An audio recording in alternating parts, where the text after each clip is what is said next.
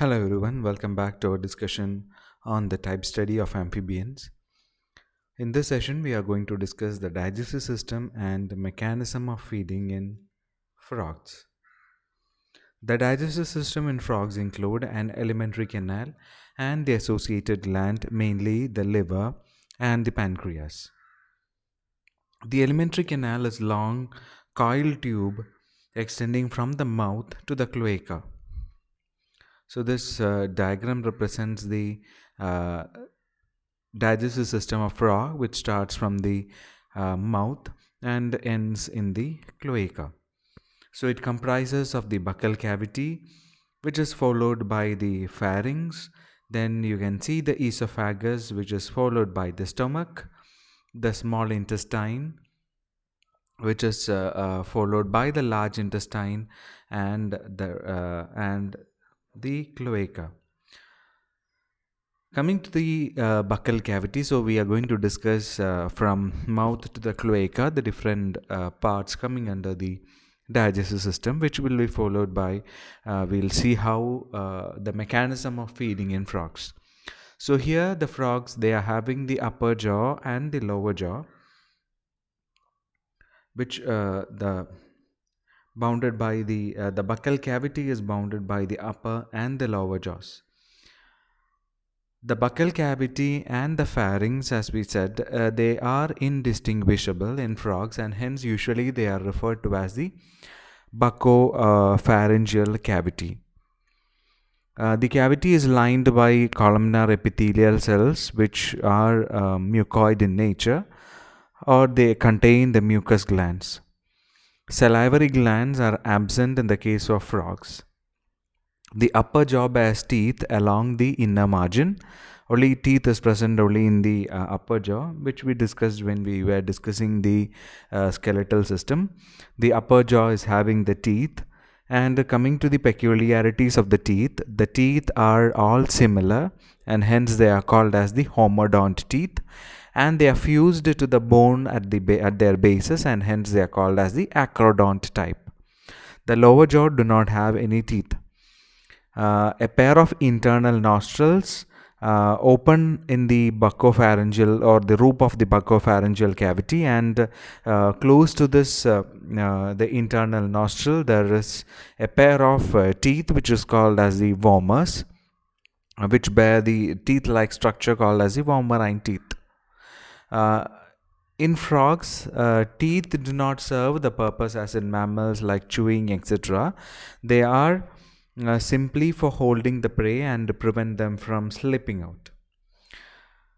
Behind the vomerine teeth, the roof of the buccal cavity is having, which is not shown here. So this is the vomerine teeth. So there is the bulging of the eyeballs. The eyeballs can be pulled by muscles into the buccopharyngeal cavity. So the eyeballs or the eyes, they can press into the buccal cavity, and this pressing into the buccal cavity also helps the food to move through the into the buccal or into the esophagus, or which helps in swallowing. On the floor of the buccal cavity lies the muscular sticky tongue. So the anterior end of the tongue, so the tongue is attached to the, or usually it is the muscular tongue, it is attached to the inner border of the lower jaw, and it is a muscular structure, and its posterior end is free, and as you can see it is bifid. It is having a fork-like structure, or it is divided into two at the outer border, and hence it is called as bifid. The speciality of the tongue is that, as you can see in these diagrams, the tongue can be flicked out, and it can be retracted very quickly, and it's in a fraction of or 1/10 of a second it can do it, and which helps in, or which is really helps in its feeding. Intimately behind the free end of the tongue, there is a glottis, which is a slit-like opening to the laryngeotracheal chamber. The eustachian tube, which is connecting the buccal cavity and the ear, it opens at the junction of the two jaws, the upper and the lower jaws. The buccopharyngeal cavity is followed by the esophagus, which is also lined by mucoid cells, mucus secreting cells. The stomach, which follows the esophagus, lies on the left side of the body cavity. It consists of two regions, the cardiac muscle, cardiac in the sense that is the upper part is called as the cardiac stomach and the lower portion is called as the pyloric region. The inner surface of the stomach is produced into numerous longitudinal folds at the junction of the stomach and the intestine or the duodenum, the first part of the intestine. The muscle fibers, it is this particular portion, the muscle fibers are arranged in a circular forms and it forms a constriction which is called as the pyloric constriction or the pyloric sphincter. The stomach usually serves, or the main function of the stomach is storage and digestion of food. Following the stomach, the intestine or the duodenal region of the intestine, which is having a U-shaped which runs parallel to the stomach, forming a U-like structure. The duodenum receives, as you can see here, it receives the hepatopancreatic duct from the liver and the pancreas. The next region is the longest portion of the intestine, which is the second portion, which is the ilium of the alimentary canal, which is the ilium. It takes several loops before joining to the posterior portion of the region, which is called as the rectum or the large intestine. The internal mucus lining of the intestine is produced into many longitudinal folds and hence true villi are absent. Digestion and absorption of food usually occur in the small intestine. The large intestine serves only for the absorption of water and the preparation and storage of the waste, which is called as feces. The cloaca is the terminal sac-like region into which the rectum, the urinogenital ducts, etc. open, which is here. And the cloaca opens outside to the with an aperture which is called as the cloacal aperture. Coming to the digestive glands, the main glands are the liver and, as you can see here, the pancreas. So this is the pancreas, and you can also see the gallbladder here. So the liver is the largest gland, which is reddish brown in color, located close to the heart and the lungs. It consists of three lobes, the right lobe, the left lobe, and also the median lobe. The liver cells secrete the fluid which is called as bile, which is stored in the gallbladder, which lies between the liver lobes. The cystic duct from the gallbladder and the hepatic duct from the liver lobes combine to form what is called as the bile duct. So here you can see the bile duct, the common bile duct. Common bile duct means it is from the liver, as well as the ducts from the liver, as well as from the gallbladder. It runs through the pancreas and also receives the pancreatic duct and ultimately opens into the duodenum. So as we said earlier, the pancreatic and the liver duct opens into the duodenum.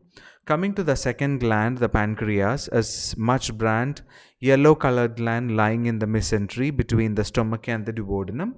As in the case of mammals, it is both exocrine and endocrine in function. The endocrine part is by islets of Langerhans, which secretes the hormones.